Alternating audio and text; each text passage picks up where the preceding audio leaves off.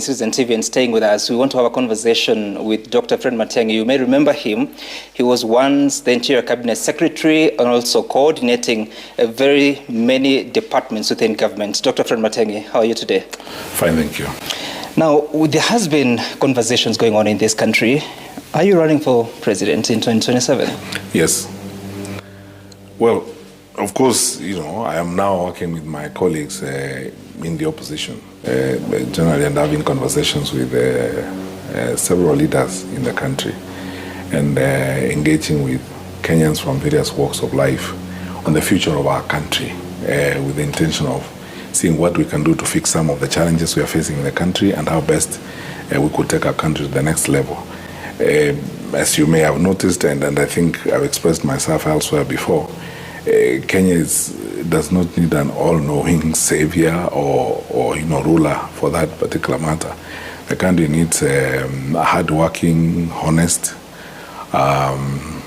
consensus builder or leader to mobilize the country and create a level of trust in the people of Kenya to invest their energy and their focus in moving a country to the next level. And I would like to make that contribution with my colleagues in the opposition and all Kenyans of goodwill in a way in which we will focus on the development of our country. The level of pain and misery that we have seen in the country is surprising, considering the resources and the capacity of our country. There are times when I wonder actually what happened, because the things that happen around surprise you. I happen to know government like the back of my hand.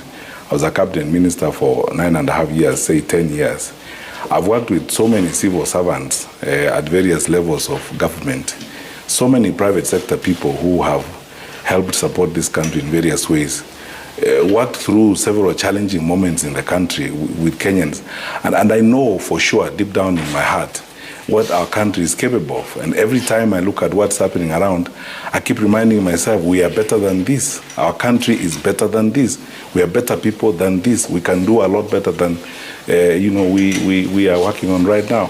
So partly because of that sadness of we are basically performing below bar, we are looking at things that have nothing to do with our destiny. I honestly feel the challenge and the call to make my contribution to my country from that office of the president. Besides, I've raised this issue several times before when I talk to people. Mm-hmm. I was in government. We came to government in 2013, and we had 4 main challenges at that particular time. First of all, our 2 leaders, our president and deputy president, then were ICC suspects. Then we were attacked at Westgate. Then Jomo Kenyatta International Airport banned. Then we had an attack in Garissa. During all that time, and we were dealing with those many problems, the public did not feel at any point in time that there was such pain and frustration and loss of hope and so on.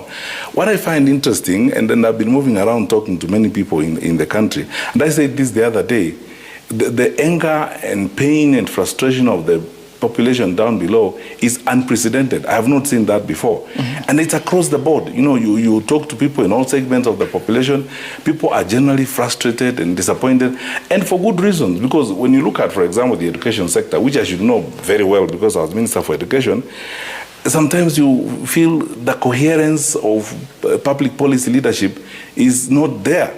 If capitation is not going to schools, you talk to school principals, they are frustrated.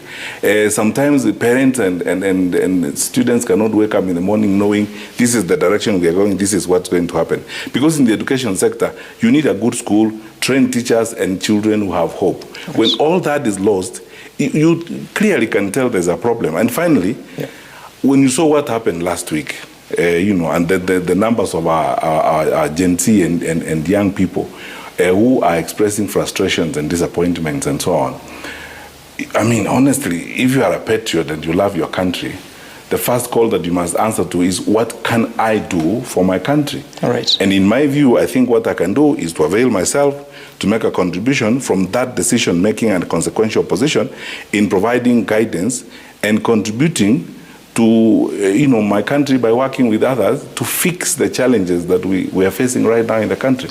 Right, we'll get to the details about what will define your run shortly, but what ticket will you use? As I said, I'm now in consultations with a number of political parties, a number of political leaders across the board. I honestly think that if I made a choice now and stuck to one political party, I will disadvantage the others with whom we are having a discussion. Definitely, as we go forward, there is not going to be a single political party that will form government. The reality is that, we chose democracy and we have so many political parties. In Kenya, we have probably over 89 political parties, and that is how Kenyans want to organize their politics for the time being. I would rather have sufficient conversations and discussions with Kenyans across the board before I finally say this is the format in which I would like to present myself to the IEBC. There has been association of yourself with UPA party. Some have actually owned you in the Jubilee party. Where do you belong? And you'll hear more parties. In fact, this afternoon I'm meeting another political party that is asking whether we can work together. And I've been asked this, by 7 or 8 political parties. You'll hear this. It is actually, let me tell you the truth, Sam. It is flattering that you have political leaders in so many political parties sitting down in their executive committees and in their groups and saying, maybe Fred Matiang'i should be our candidate, even before I ask them. And they come over to ask me, can you be our candidate? I don't want to close the door on anyone. I want to have very comprehensive, inclusive, exhaustive discussions with everyone. Then we come together and work on a coalition. In any case, by the way, this game is first of all also persuading people to work together. We are better off as a country when we work together, when we coalesce our forces, when we coalesce our views and our visions and work together. To split ourselves up in so many groups, it doesn't much help, but it's always a pleasure. And frankly, I thank God that I have all these people in 7, 8, 9 parties asking me, can we work together? Can you be our candidate? And I want to put them all together. So as you speak right now, are you a member of any political party? Well, as I said, I will disadvantage others if I joined and signed up with one political party. I'm holding discussions across the board with many. Dr. Fred, please answer my question. Are you a member of any political party today? Not yet. And there are those that feel you are an Uhuru Kenyatta project. Let me ask you, Sam. You are an intelligent person, very well educated and experienced person. What does that actually mean in practical sense? There are many things that are bandied around. When I was younger, a little more impatient, I used to tell people, there are things that people tell you that when you sit back and analyze them, they wouldn't make sense even to a fool. What does that mean to be someone's project? What does that mean?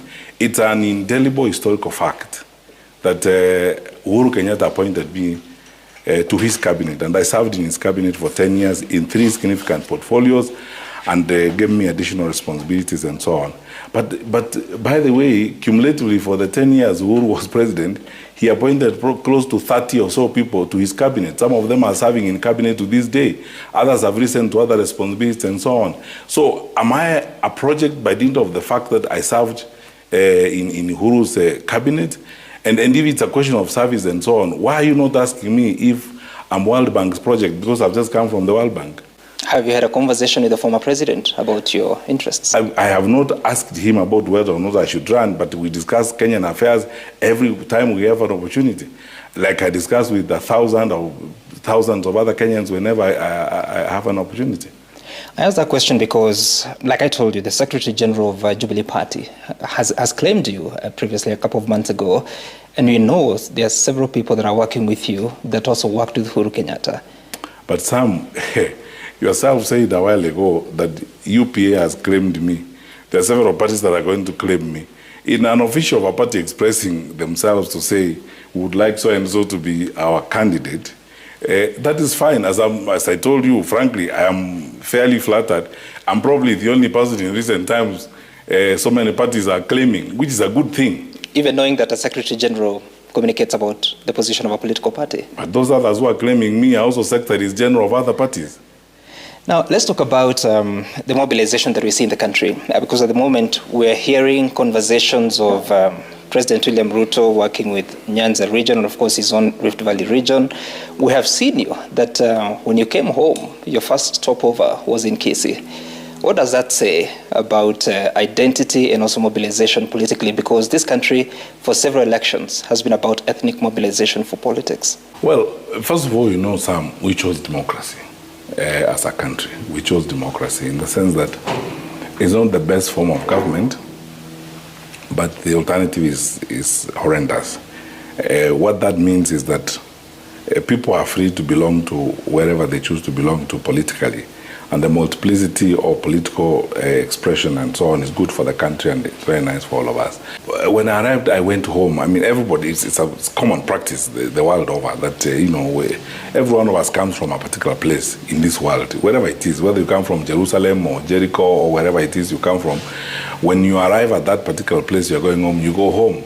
I don't know how much you followed American presidential elections historically. There isn't a single American presidential candidate who puts up a headquarters for their campaign away from their own state. In the case of the U.S., everyone has a state. Bill Clinton was working from Arkansas. Obama was working from Chicago and so on. Joe Biden from Delaware and so on. People work from their state, as it were. It means the simple fact that every one of us comes from a particular place in this world. And if for example you've been out of the country for a while, like I was for a little while working out, I've been away from public life. This is my very first interview I'm doing since I actually came back, to the country. You go home, you go to your state, and that's where everything begins. And it's in your state you begin conversations and ask people to give you views and so on and so forth. We're not that big a country, honestly speaking, but everybody goes to their state. That's what I did. I don't think there's anything criminal about that, or that doesn't mean preference, or that mean privilege. It's just a simple, straightforward matter. I just went to my state. Now, should I say your colleague in the opposition coalition, Rigathi Gachagua, said that he wants you to come with your own political party, strengthen your base in Kisii, then you can have a discussion. He was also sort of insinuating that there cannot be a competitor political party in the Mount Kenya region. How does that sit with you? Well, you see, one thing we know, Sam, we also have to be patient and tolerant. If we are going to build our country, I believe honestly that the best way to go about things is to be patient and tolerant about people's views and aspirations and what they say. The Honorable Gachagua expressed an opinion. He did not pass a law. That was his wish, and that was the way he thinks reality, or he would like the political arrangement to be done. And there's nothing wrong with it. Do you agree with it? There are many people who have got so many views about it. I've not sat down to discuss that, and I've not sat down to get into the details of exactly what that worldview is informed of. So it is, as you know, because you've interacted with me before, I don't like commenting on things based on what I see in the press. I mean, this is somebody accessible to me. He's someone I can talk to. I need to sit down with him, get an explanation, understand exactly what he means and what he would like to say before I comment about it. And I will also offer him my views. Because if we are going to go forward and work together, we are going to have discussions. Yep. It's going to be a give and take arrangement in this matter. So I wouldn't like to comment about his views and say about my views and so on when I've actually not discussed the matter with him on the basis of media commentary. Yeah, Dr. Fred, I mean, that was actually not media commentary. It's him that said it. It's not based on any analysis. It's him saying it. By the way, what are you doing within the opposition coalition? What's the agenda there? Ask me about what I am doing myself as Fred, because we have just begun meetings. And first of all, the first thing is to agree on a platform, discuss and agree on a platform what we need to do. People have walked in from various walks of life, various experiences and various aspirations. Some of them are forming political parties now. You are aware that Honorable Gachagua is planning to launch a political party. Mm-hmm. This is a process or an activity that's information that is going on right now. So it's difficult to start making conclusive and firm positions on something that is ongoing. It's beginning at the moment. Elections are 25 months away from now, and even the official campaign period has not begun. This is a moment of establishment, engagement, discussion, exchanging views, trying to understand each other and build a relationship. Because you see, we are going to have to build a team, and this is not easy. This process is beginning. It's going on at the very formative level right now. So it isn't the time to start saying, this is what we are doing. What we are doing now is building relations, building an institution, getting to understand each other, sharing ideas on what needs to be done. And it takes time. It's not easy. No, I get that. Dr. Fred, again, politics happens in reality. We've seen you. I think there was a meeting at a round table when you just had come back. Then there was a conversation in Omunyoro that you attended. After that, I think I've seen you at the Kenyatta National Hospital holding a press conference. But your colleagues in the opposition have been having several meetings. As late as, I think, is it yesterday in Narok? We've not seen you. Where are you? Well, you see, first of all, everyone is promoting their party. I mean, I was in Thika yesterday. The day before yesterday, you didn't see my colleagues there. It doesn't mean that when you are together as a group, you all huddle together, you have to go to the same place together and be there. It doesn't work like that. It's not a roll call that we take to say who's where you are. You know, this country is big. There are multiple things that have got to be done in any given day. So there are times when we will be doing different things in different places, building. In any case, by the way, if we have to cover the country, we have to move in that kind of manner. If 2 or 3 people are in Narok today, 1 or 2 others are in Nairobi meeting another group of people, or 1 or 2 others are meeting others, we will coalesce. As I said, this is building time. And building time cannot be helped by all of you huddling and going to a particular place at the same time. You can have 2 people out there and 3 people there, 1 person meeting another group of people. That's how this is working. This is a foundational time. It's a time for people to move around. The most important thing is each one of us, wherever we are, we have agreed. Let us do as much as we can to interact as widely as possible with the country, to get views from various groups, sections of society and so on, so that when we sit, we keep feeding our discussion, feeding our worldview, feeding our vision by the views we collect from the various places that we go. When campaign time begins and we are all together, you will now have a proper plan and a program that you will see. And even then, by the way, you probably see us once or twice together, all of us. In most cases, you will see 2 people there, or 3 people there, and so on. That's the way to go. How is it that them they are together? You are just by yourself? But again, you know, Sam, you're the one who said on Thursday we were together at Kenyatta National Hospital with... There was a press conference. I was there we were there the whole morning with the Honorable Kalonzo Musyoka and Eugene Wamalwa. The meeting we had when here in Karen, we were all together in the same room. In Wamunyoro, we were all together. I mean, you cited these things yourself. You were not there in Narok. But that's one incident, and I was not there in Mombasa either. And then they look around. If you look carefully, so why? The others who are not... It looks like you're working by yourself. I am not working by myself. Yep. Let's begin. I'm not working. I don't know why you're going with this, but I'm not working by myself.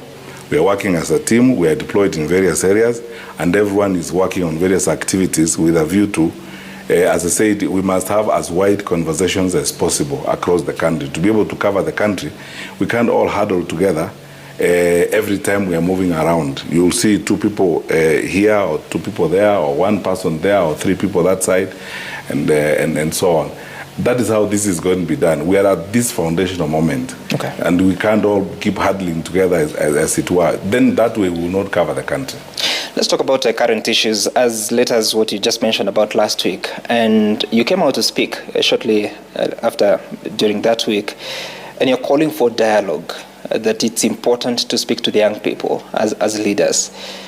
What are your proposals? How should that be done? The whole, if you look at, if you were to write a manifesto or a summative document out of the Gen Z uprising or Gen Z expression, if I may call it that way, you will outline a number of things. One that I think is very critical is the feeling among the Gen Z and the young people of this country that they're not being heard. That, their voice is not being heard. They are not finding space for proper expression in the country. And I think that the time is here for the leaders, especially, as I said, national government leaders who have got the consequential convening power. They are the ones who can call everyone to the table and have conversations with, young people and people in the country who have issues. When people do not express themselves and they don't feel that they find expression in the affairs of the day and what is going on, this is what finally results in what we are seeing around. And a lot of people ask me, what would you have done differently if you were around or if you were in government in June 2024? Mm-hmm. I say it will never have gotten there. I mean, that could not have happened under my watch, because how would it have gotten to a point where we have a rampage in town by Gen Z and the bulk of our young people, where Parliament is overrun? Since independence in 1963, this has never happened before, and even the symbols of parliamentary power gathered away, and we did not know that that was coming. And even after it happened, let us assume that we did not know, because I would be very concerned. Parliament is 2 kilometers away from State House. I would be very concerned if that happened, and if it did happen at that particular time, because this is not a surprise accident that happened, as it were. This is something that ought to have been known. And I know the instruments of government, myself, having worked in government before. I know the capacity of our National Intelligence Service, and so on. I'm somewhere, I don't know where the chain could have broken, but I'm sure that the government must have known what was going to happen at that particular time. But anyway, if it happened the way it happened, I expected personally that the government would have probably orchestrated an all-parties inquiry in Parliament. Right.